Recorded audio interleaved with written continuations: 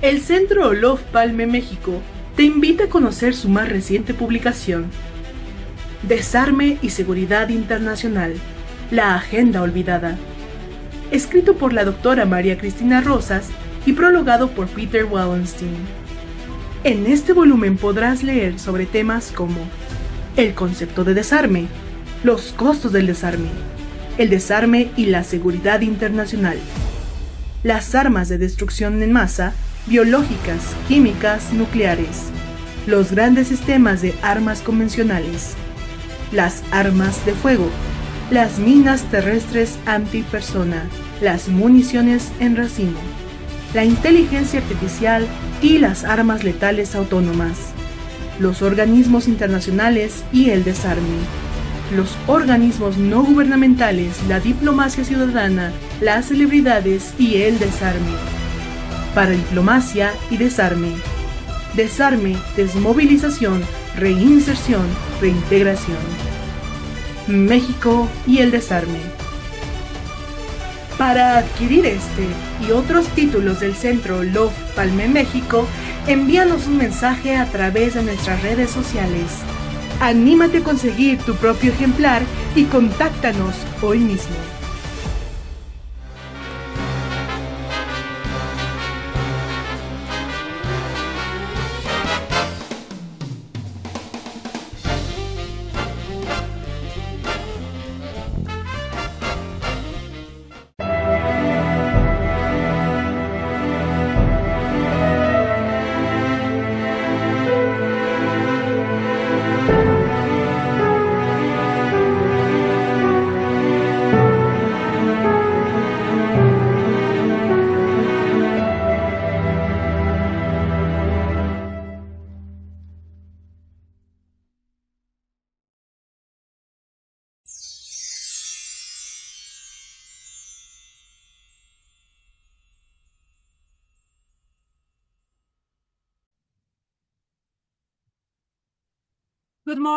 Good morning, Mexico. Good morning, Canada.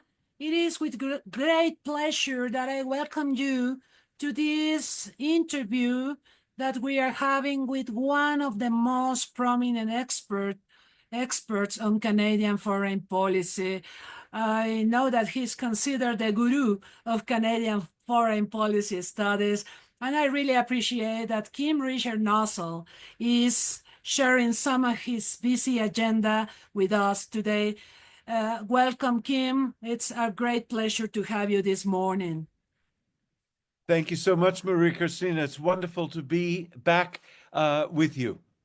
Thank you, Kim. That's true. We've been discussing especially Canadian, American, Mexican, American, and Mexican-Canadian relations in different times. And well, we are living, challenging times. That's a courtesy of Donald Trump. And his decisions are having huge impacts in the world and, of course, in Canada and Mexico. And this is the purpose of this interview. Kim Richard Nossal has an extensive bibliography on Canadian issues, Canadian politics, Canadian-U.S. relations, and related matters. And I would like to introduce some of the aspects of the curriculum of our guests. Kim Richard Nossal went to school in Melbourne, Beijing, Toronto, and Hong Kong, and attended the University of Toronto, receiving his PhD in 1977. In 1976, he joined the Department of Political Science at McMaster University in Hamilton, Ontario. I believe that's when we met, because at that time I was visiting Canada, by the end of the 80s, and I met you on the suggestion of several experts on Canadian issues that told me, if you are dealing with Canadian foreign policy, you really must talk to Kim Nossal. So I did. So did I. And yes, here we are. Well, Kim Nossal taught there at McMaster University. He taught international relations and Canadian foreign policy, serving as chair of the department from 89 to 90 and 1992 to 1996. In 2001, he went to Queen's University, heading the Department of Political Studies until 2009. He served as director of the Center for International and Defense Policy from 2011 to 2013. From 2013 to 2015, he was the executive director of the Queen's School of Policy Studies.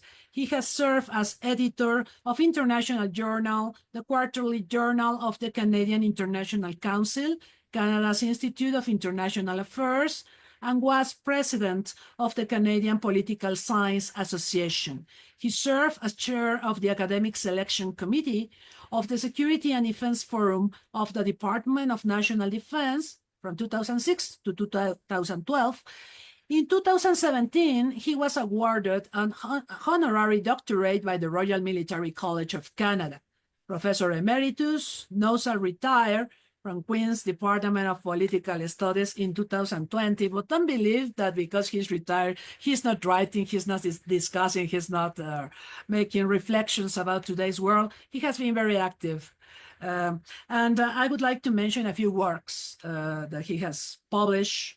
His most recent book, I have it with me, is Canada Alone, Navigating the Post-American World. I strongly recommend those of you interested in Canadian foreign policy to read it immediately. But he also has written a book about Canadian foreign policy that happens to be the most important reference on Canadian foreign policy studies. And he has also wrote a book, he has written a book on Canada's role in Afghanistan, and also a book called Charlie Foxtrot, Fixing Defense Procurement in Canada. He has also done a lot of work, comparative studies between Canada and Australia. He has written on sanctions. He has written on other foreign policy where the two countries happen to be similar, but also different. And there is this book that he wrote together with Andrew Cooper about relocating middle powers, Australia and Canada, in a changing world order. So, frankly, to better understand Canada, which is a fascinating country to study, well, you should take a look at what Kim Richard Nossal has written and done. And I would like to use the time we have for this interview and to start with a question about the challenges that Canada is facing. I will use some of the issues that you address in your most recent book, because you suggest that Canada historically has interacted with the world through the US, or more or less. So now that the US is retracting from the world, now that Donald Trump is smashing multilateral institutions, is withdrawing from many of them, how is this impacting Canada? I believe that's the sense of the title of this book, Canada Alone. So how do you see Canada in this post-American world? Thank you very much, Maria Cristina, for that, first of all, for that very kind introduction. Your question goes to the very heart of the issue that is facing all of us in the international system, Canadians, Mexicans, everyone. And I think for the neighbors of the United States, Mexico and Canada, the challenges are the hardest, mainly because the Trump administration coming back to office is very different from the Trump administration that we knew from 2017 to 2021. The major difference, first of all, is that Donald Trump is now able and willing to act out on his very old-fashioned and very wrong ideas about how the international economy works. And I think that all of us outside the United States need to understand that what we have here is a deep vein of non-rationality or even irrationality. The actions of someone who literally does not understand international economics, someone who is fundamentally illiterate when it comes to the economy, someone who believes that tariffs will be paid for by other countries, and that other countries will pay for those tariffs into the treasury of the United States. It is quite mad. It is quite it is the actions of a lunatic. And the difficulty is that Mr. Trump and those around him are simply either unwilling or unable to recognize the fundamental errors of looking at the world in this way. And so that, it seems to me, is a fundamental difference between the first Trump administration and the second Trump administration. And as a consequence, we see unfolding before us the destruction of huge amount of wealth, but also the destruction of the international trading system. And that poses huge challenges, and we can talk about how to deal with those challenges. The second major difference between the first Trump administration and the second Trump administration is that we have seen, since the election in November, we have seen the emergence of a very different kind of American foreign policy, a foreign policy that we in Canada haven't seen for more than 150 years, a foreign policy that in Mexico is much more familiar to you in a more recent past. But this is a foreign policy that is overtly imperialist and expansionist and basically upsets the entire structure of international relations. We need to recognize, first of all, that in his inaugural address, Donald J. Trump underscored the predatory nature, the expansionist nature of his foreign policy. He promised, and there it was, right out there in the open, he promised that the United States would once again become a growing nation, a nation that expanded its territories, a nation that would fly its flag, as he put it, to new and beautiful horizons. And this is something that we literally had not heard of during the campaign. We had seen a little bit of it with regard to Greenland and wanting to buy Greenland in the first term. But all of a sudden, after the inauguration, and even actually before the inauguration, Mr. Trump announced that he would take back the Panama Canal from the Republic of Panama, that he would take Greenland from the Kingdom of Denmark, and that he would use what he called economic force to annex Canada to the United States.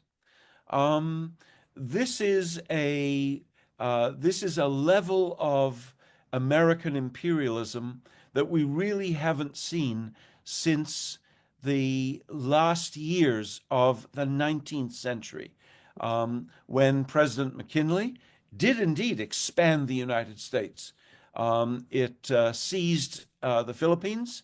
It seized Puerto Rico. It annexed Hawaii. President McKinley oversaw an expansion of the United States, and I think that Donald Trump is seeing that as a possibility. That is a huge and major difference because it has such implications for all, certainly both of the neighbors, all of the neighbors of the United States, Greenland, Canada, and Mexico, because although Mr. Trump has not laid any claim to Mexican territory, there's no doubt that if we have an imperialist in office as President of the United States, then there's no doubt that he will act like an imperialist towards anyone that he believes is going to get in his way. And that includes then Mexico for a whole variety of reasons.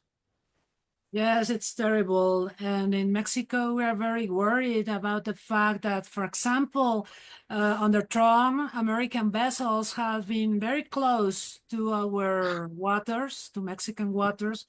And there's this threat about using military force against Mexican drug lords and, you know, all this rhetoric that I agree is very imperialistic. And at the same time, Trump is refusing to abide by multilateral rules. So it's a very critical moment for the world. Would you say that Donald Trump has resigned to the use of soft power? I know that the concept of soft power is controversial, but I believe that previous presidents in the US used a lot of the soft power of the US for the promotion of America's interests in the world. But I see in Donald Trump hard power. Economic hard power, military hard power. I don't see soft power. How do you see it, Kim? I think you're exactly correct to say that Trump doesn't use soft power.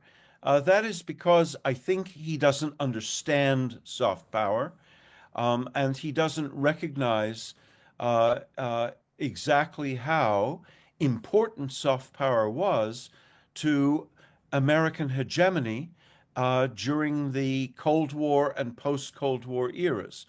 I don't think that he has the slightest idea of how it was that the United States managed to secure such a dominant position in the international system.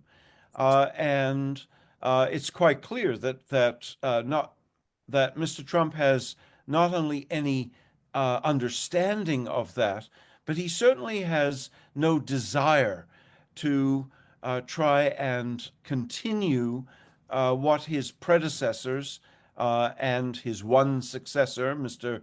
Biden, managed to do with soft power. So he literally throws it away. And we've seen that most clearly in the case of the United States Agency for International Development, USAID.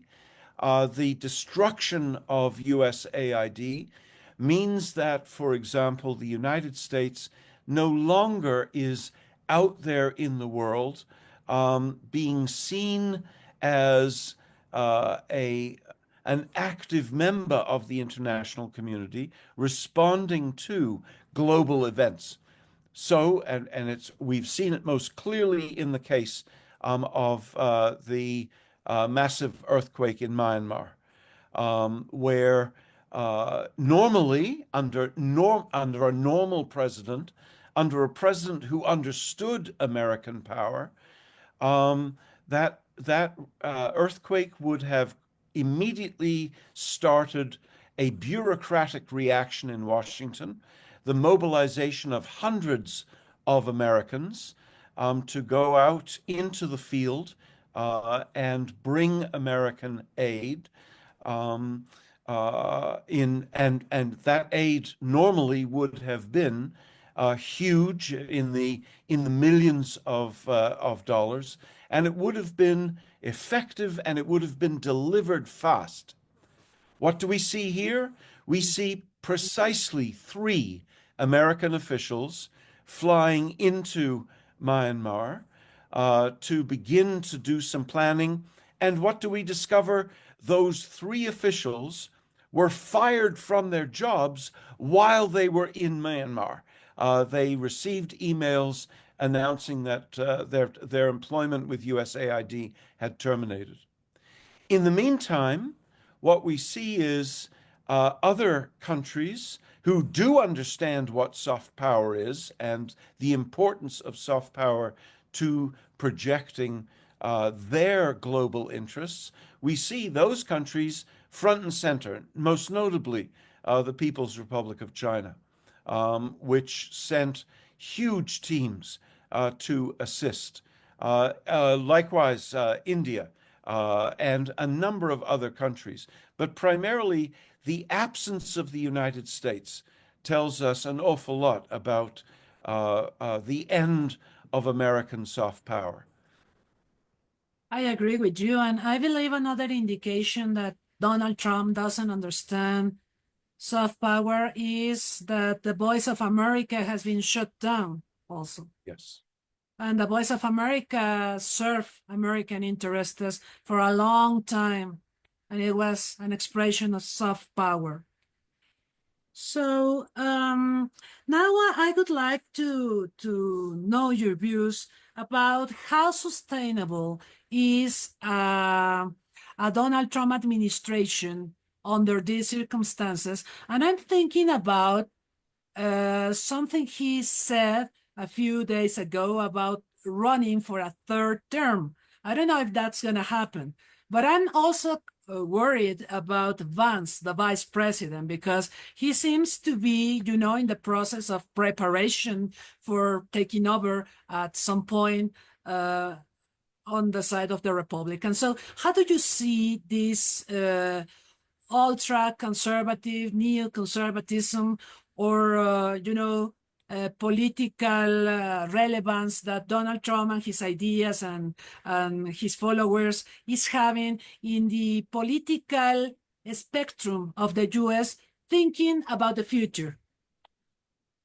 I think it's a good question. First of all, let me object, please, to the use of the word conservative to describe Mr. Trump or MAGA or the Trump administration. This is not a conservative administration, an administration that seeks to conserve what is good and best. This is a radical administration. It gives off the vibe, the very strong vibe of the Cultural Revolution in China in the late 1960s, where you have a political leader and a mass movement, very much a cult of personality that seeks largely to do nothing more than destroy.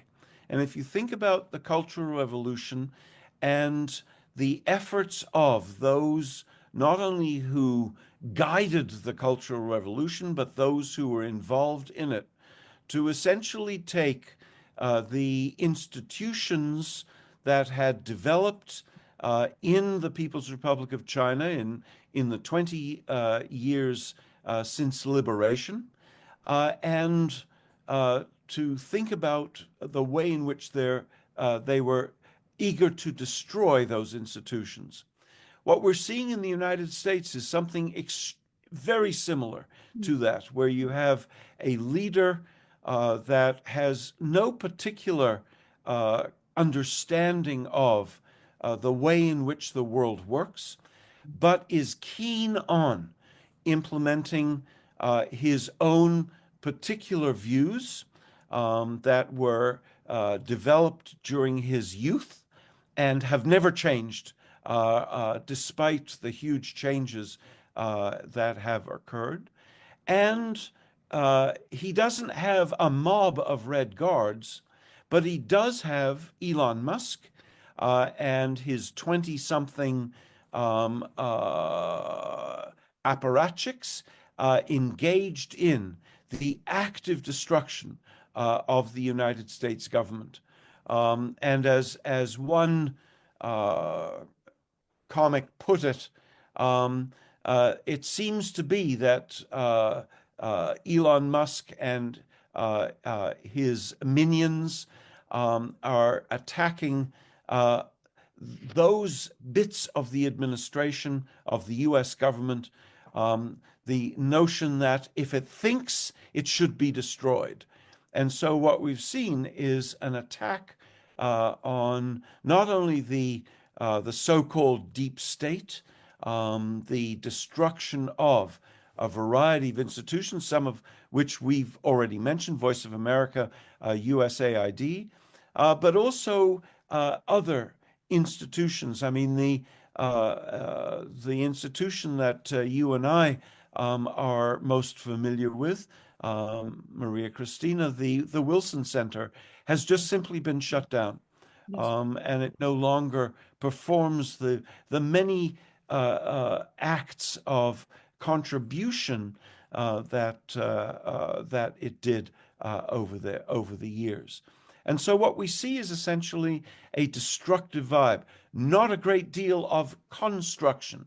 And it would very much appear that that is something that is actually going to undermine, in my humble estimation, the administration. Because there's no doubt that it's easy to destroy institutions. Yes. It is exceedingly difficult to put those institutions back together, or even to put a new set of institutions in place. And yet, the United States, with its 340 million people, an amazingly complex political community, and an amazingly complex and vibrant economy, that political community is not going to be able to work for long under the conditions that Mr. Trump has set in his first months in office. And so I must admit, I would not be at all surprised if what we see is a reaction on the part of Americans who are going to be highly negatively affected by all of this destruction, the destruction of the global trading arrangement, the destruction of American institutions, the destruction of bits and pieces of American culture. And so what we're likely to see is an intensification, it seems to me, of the kind of protests that we saw this last weekend. Yes. And I don't think that Mr. Trump is going to make it to a third term. First of all, let's face it, time is not on his side. Right. Number one, he is an old man. He is showing lots of signs of mental difficulties. Yes. And moreover, he's got the U.S. Constitution to deal with, and two parts of that Constitution make it quite clear that there are huge obstacles in the way. But more importantly, it's not at all clear that there isn't going to be, at some particular point, a huge reaction amongst those very Americans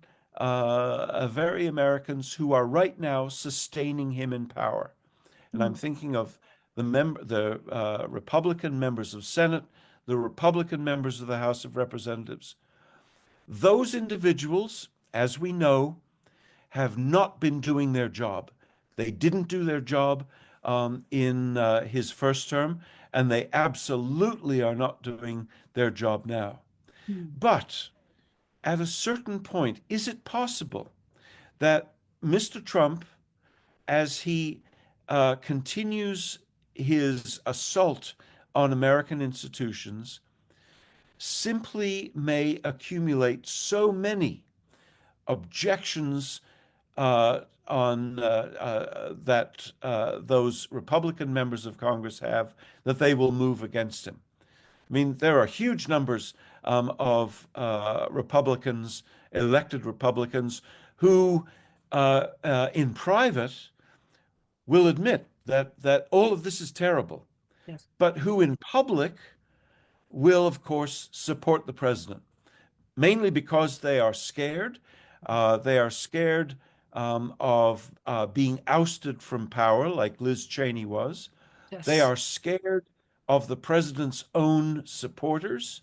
I mean, what's amazing to me is that MAGA world in the United States is filled with folks who have no difficulty at all in issuing death threats against members of their own party in Congress. And it's quite clear that members of Congress on the Republican side are scared of those death threats that are coming from the MAGA movement. And so I must admit, to me, it would not be at all surprising if it's 2027 and we're in the middle of an impeachment against Donald Trump, because that's what happens when you have this kind of assault on institutions. There will be a reaction.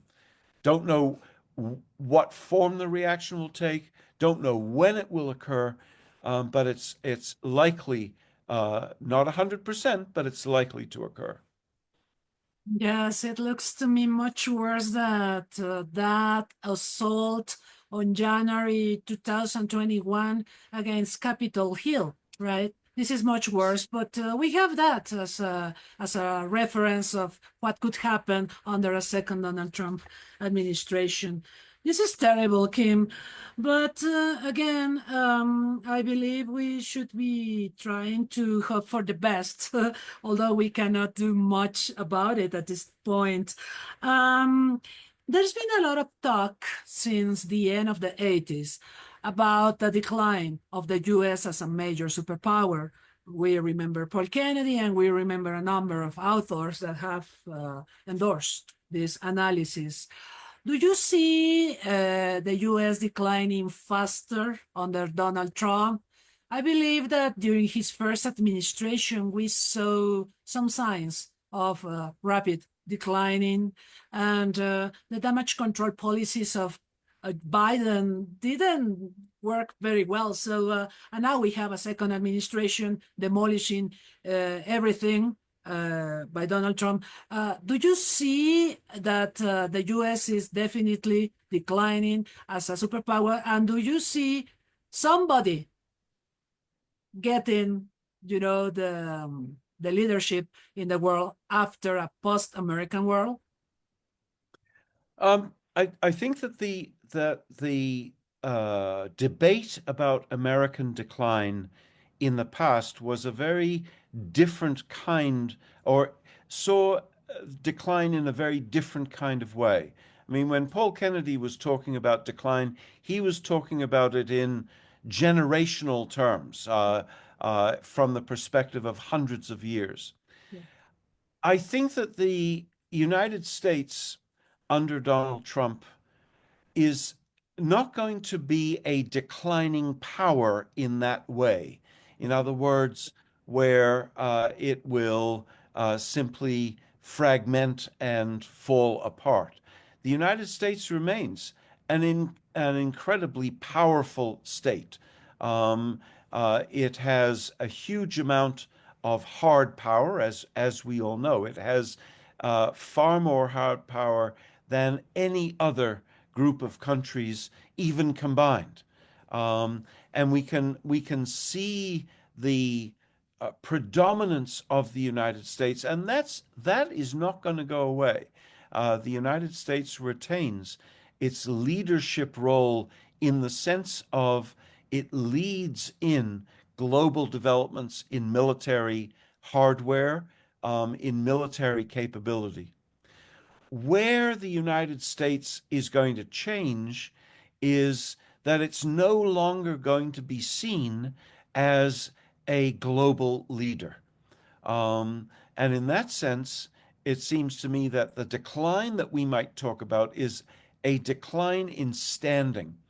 First of all, we've already seen in simply a couple of months the speed with which the United States has destroyed the trust of virtually everyone in the international system, certainly amongst all of its friends and allies.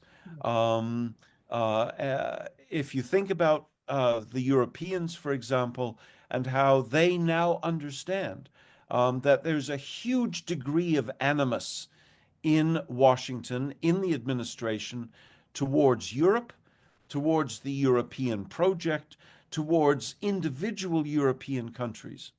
There is an understanding on the part of both neighbors of the United States in North America, Mexico and Canada, that the United States simply cannot be trusted. I mean,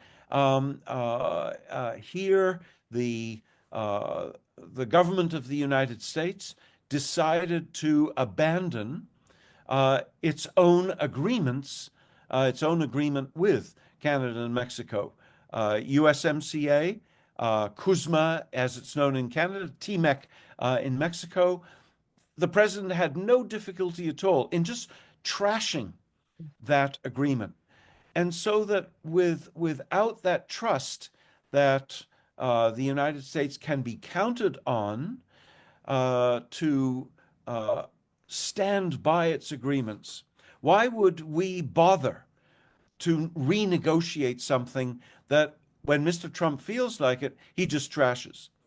And the Europeans, the Mexicans, the Canadians understand this. In the Indo-Pacific, Japan, South Korea, Taiwan, Australia, New Zealand, the smaller countries of ASEAN, all of them have had their trust destroyed by the United States. In particular, this last week, with the imposition of tariffs, it's quite clear that the United States really doesn't have any friends. Yes, Benjamin Netanyahu may go to Washington and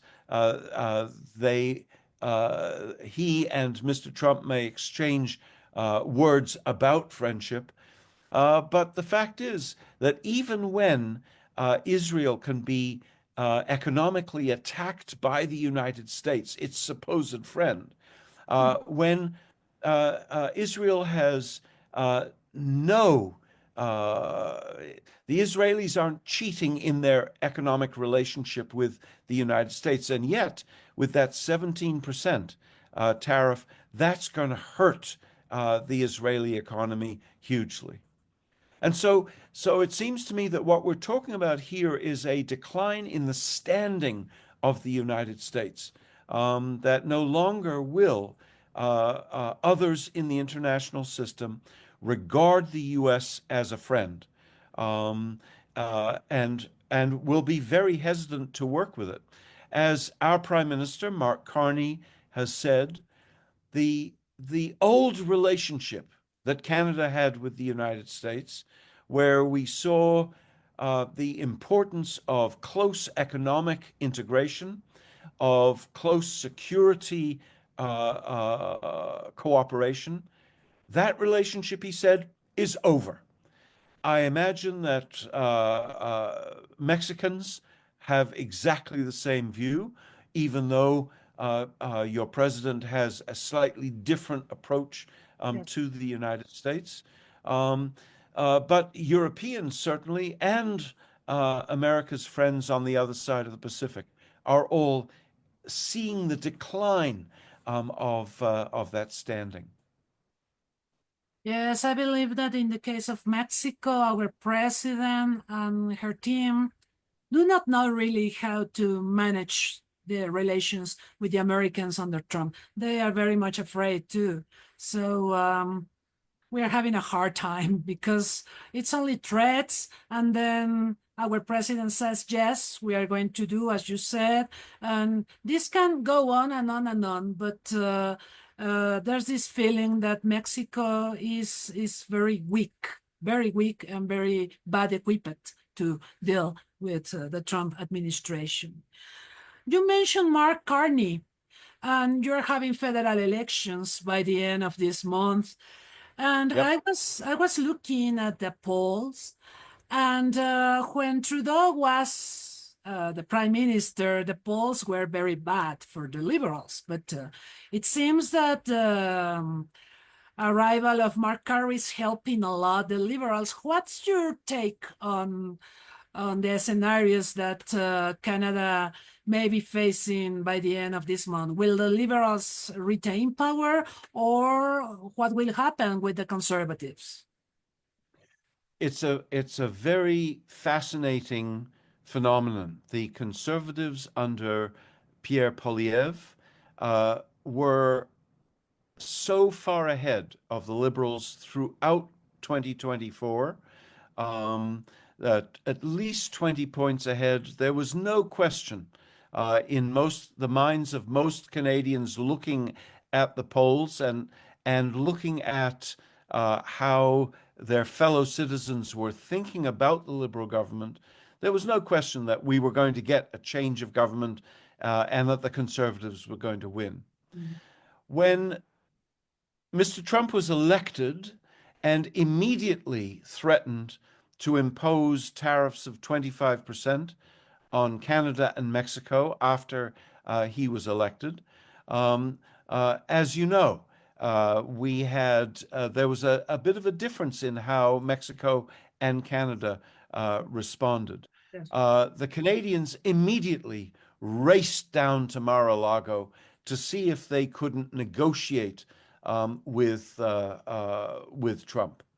Now, as you probably know, Mr. Trump has a deep dislike of Justin Trudeau. Yes.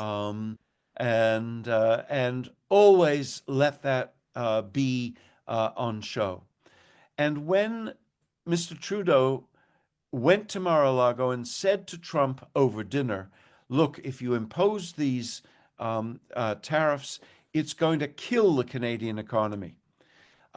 Trump responded, apparently as a joke, to say, well, if you can't survive that kind of tariff, then maybe what you should do is think about joining the United States, and then there won't be any tariffs because we don't impose tariffs against one of our own states. That joke was a joke on the 30th of November, but by the 2nd and 3rd of December, it had ceased to be a joke, and it had started to capture the minds of this befuddled old man. And all of a sudden, he decides that if you link the annexation of Canada and a threat against Greenland that he had already now started to put out, that what you would get is a greater America, an America that included Canada and Greenland, would be a country of 22 million square kilometers. It would be vaster than China. It would be 5 million square kilometers larger than the Russian Federation. And this idea seems to have captured Trump's imagination. We know that he was shown a map of the North, including Greenland and Canada's Arctic regions, and he was shown it on a Mercator map. You know how Mercator, it projects the poles, the North and South, in hugely magnified ways. We know he was shown a Mercator map, and it's entirely possible that he just simply thought about the vast size of what it would be if the United States could get control of Greenland and Canada.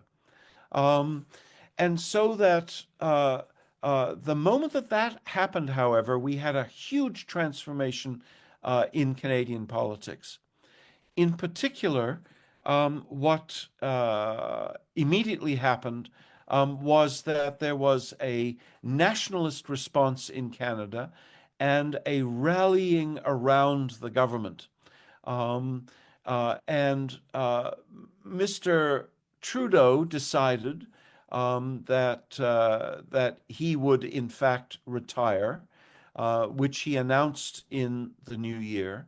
And almost immediately, what happened was that Canadians began to recognize that with Trudeau no longer there, virtually anyone would be better than Pierre Poilievre in the Conservatives. And Pierre Poilievre can come across sounding very Trumpy. He, for example, he likes nicknames for his opponents. He has quite clearly made sort of bedfellows with some right-wing folks in Canada. The person running his campaign has been happily photographed wearing a Make America Great Again hat. And so that what we've seen is a radical shift in political fortunes in Canada. And almost immediately, we saw the Liberals begin to catch up to the Conservatives and then move ahead. And so on the 28th of April, it's not clear what will happen. Some polls show that the Liberal Party under Mark Carney is going to get a majority in the House of Commons. Other polls are slightly less optimistic, so I still would not put very much money on the Liberals, but I would put money on the Liberals. The Conservatives, in particular, since Mr. Poilievre, although he has come out as with some anti-Trump remarks, he still, for example, uses the slogan "Canada First." And you would think that in a country where America First and the America First leader are now widely hated, that you would want to abandon such a slogan. But Mr. Poilievre, in his wisdom, has not, and that may end up hurting him on election day. I can imagine. Kim, there's a couple of questions on Canada and Mexico relations, but before that, I would like to hear from you. How good or well equipped is Mark Carney to deal from Canada with Donald Trump in economic terms? By that, I mean that I know that the current Prime Minister has experience as head of the Bank of England, the Bank of Canada. He's a businessman, so probably he's better equipped to deal with Donald Trump, but I would like to hear your views on that. The problem with dealing with Donald Trump is that you really can't deal with Donald Trump. To deal with someone, you have to have a shared understanding of objective reality. You have to be dealing with someone who is rational. You have to deal with someone. You have to have someone who understands how the world works. And unfortunately, this is just simply something that is beyond Mr. Trump. It would be sort of like saying, well, now how do I deal with someone who believes that the earth is flat and that therefore we shouldn't be traveling because we're going to fall off the end of the earth? Well, bluntly put, there's no way to deal with such a person. And so that Mr. Carney is likely to have to do what all other leaders in the international system are doing, and that is to try and manage the relationship with Mr. Trump. What, excuse me, what I would suggest is that person-to-person relations, summit relations, are to be kept off the table. You do not want to, in my view, you do not want to go down and become part of sort of the Oval Show, where you get stuck in what a colleague at the University of British Columbia, Kevin Milligan, has called the humiliation chair, the same chair that Vladimir Zelensky got sat in, where you have the president in the other chair and members of his administration, and it's all a big show. You do not want to do that. What you want to do is negotiate, perhaps, with his administration, but not with him, because there's no dealing with him at all. Yeah, he doesn't have respect for anyone, so it's difficult. Yes, there is a couple of questions by the audience about Mexico and Canada, and one of the questions is about the way Mexico is seen by Canadians, because this person who is asking says that it seems Mexico and Canada have distanced themselves a lot in recent years due to the visas issues and other issues. So what's your take on that, Kim? I was very disappointed when Mark Carney decided to make his first trips abroad to Europe, Yes. but then when he returned from Europe to not visit President Sheinbaum in Mexico. If I had been advising him, it would have been, yes, go to Britain, go to France. Those were very smart moves. Yes. But then fly to Mexico City. Firm up that relationship. Don't simply do it by phone.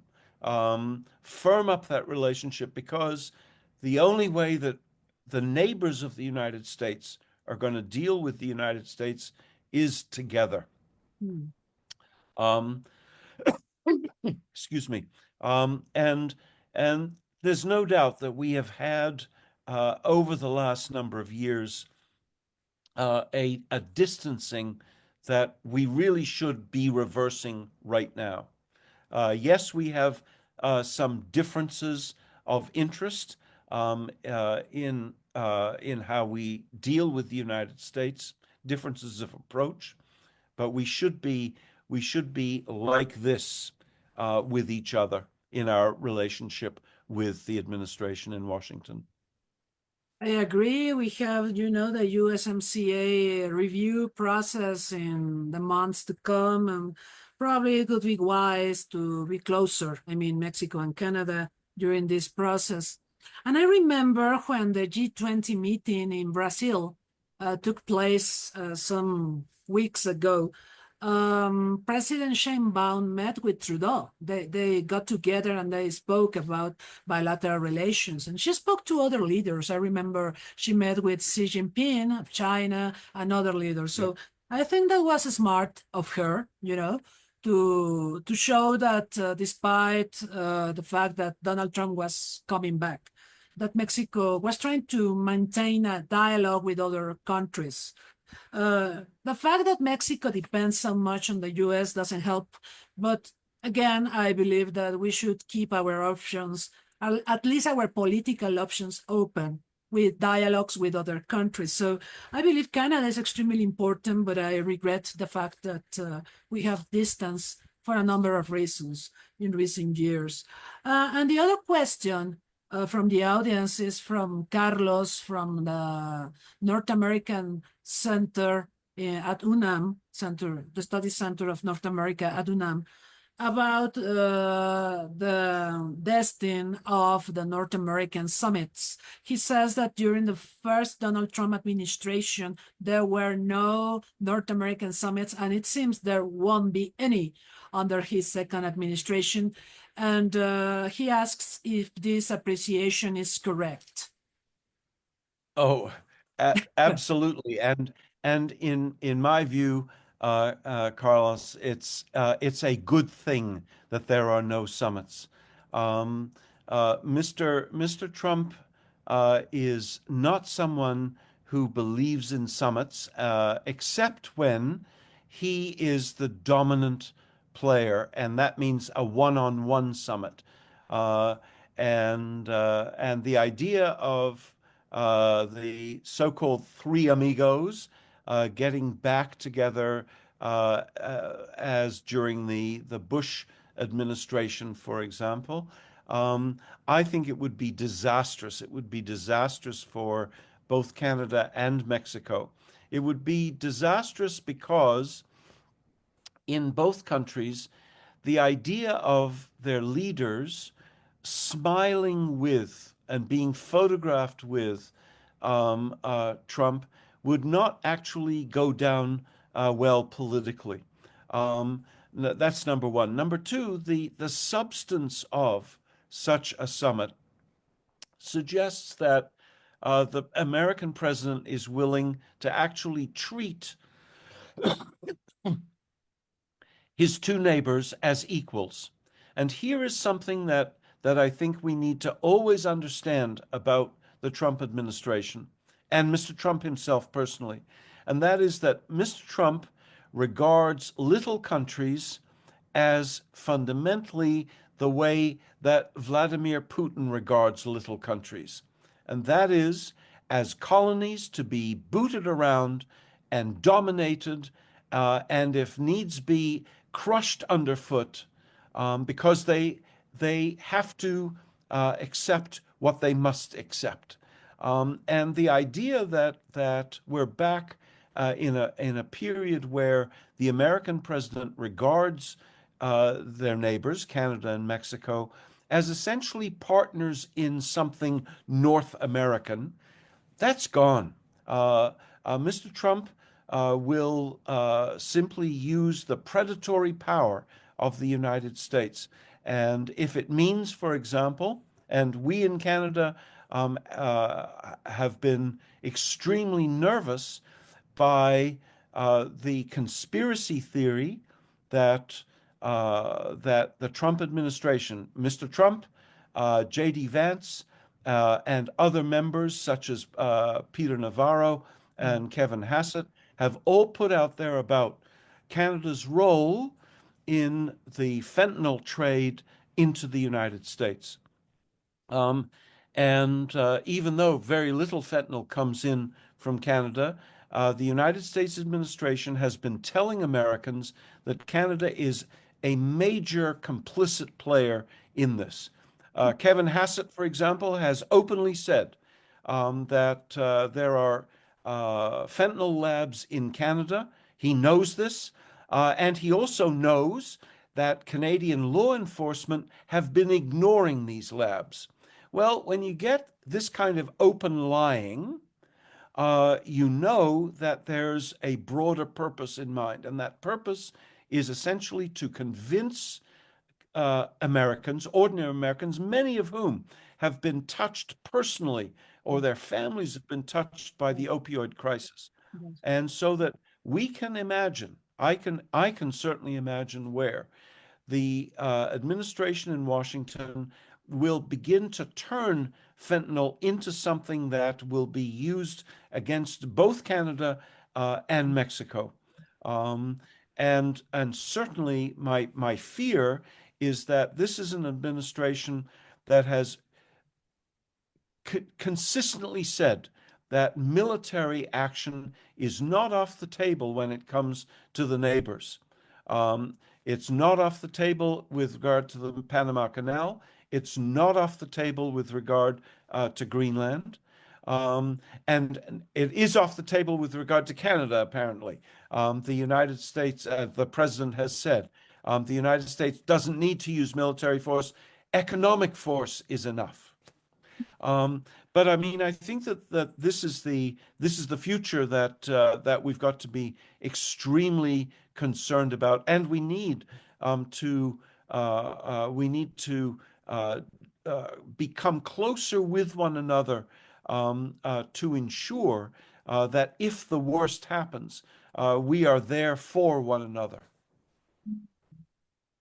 Well, Kim, we are coming to an end, but I would like to ask you something to finish the interview. Would you agree that because we are focusing so much on Trump, and for reason, of course, I mean the world, we're focusing very much on what Trump says, what Trump does, we are leaving behind the important issues in the world? Not that the US is not important, not that the tariffs are not important, but what about climate change? What about pandemics? What about development? What about international security? Are we leaving behind those issues due to the attention we are paying to Donald Trump? Absolutely, but it's not just simply to Trump himself, but to the American administration. The United States administration, when it withdraws from multilateral institutions, when it withdraws from global governance, forces us to ignore all of those things that global governance is essentially designed to do. However, here is where I end on a hopeful note. And that is that I'm hoping that one of the consequences of Mr. Trump's assault on the world is that the rest of the world basically begins to organize itself around the United States in trade and in those other matters that are of global concern. Certainly climate change is something that the United States is, of course, important, but the really important countries in climate change are China and India. And the more that the rest of the world can organize itself, even and leave the Americans behind, that is something I think that we'll eventually get round to. We have to be focused right now because of the huge impact on the economics that the tariffs are focusing. But it seems to me that we can find a way to deal with issues regardless of where the United States is. Interesting. I was reading the other day that, for instance, Japan, South Korea, and China are discussing cooperation. That's interesting. They were rivals. They didn't talk to each other, and now they're talking to each other. Absolutely. And I mean, the People's Republic of China, it hasn't changed its desire to become the dominant state in the Indo-Pacific. And it knows that if the United States continues to behave like this, it's going to be because all of the former friends and allies of the United States, Japan, South Korea, Taiwan, Australia, New Zealand, will be forced to deal with a dominant China. And for most of them, they will have to make their peace with China, and that includes Taiwan. And you know, Taiwan is, of course, in a different position, given the fact that it is regarded by China as part of Chinese sovereign territory. But nonetheless, all of those countries of the West, friends and allies of the United States yesterday, no longer so today, they're going to have to deal with a dominant China. Sure. And China is not in a hurry. That attracts my attention. They're patient, they're waiting, they're looking at the way things are developing, but they're very patient, and that's interesting. And Xi Jinping and everyone around him in China looks out at the United States, and bluntly put, they cannot believe their extraordinary good fortune that the United States, that Americans have elected a president who does everything that one could hope for if one wanted to see the decline of the United States as the dominant power and the rise of China. Absolutely. They're smiling. They're smiling. The good fortune for China. Okay, Kim, thank you very much. Unfortunately, time is up, but it's been extraordinary talking to you and know your views on these issues. There are other issues we didn't have time to discuss, such as the Ukraine war and the Middle East, but I hope this is an invitation for another interview in the months to come, if possible. And I also want to thank our audience and the people who join us here in Zoom and via Facebook. Thank you, Kim. Do you have a final message, a goodbye message for our audience? Just to thank you so much, Maria Cristina, for having invited me, and to the audience for the questions. Very much appreciated. Take good care. Thank you again. Thank you. Take care and see you soon. Okay. Bye. Bye.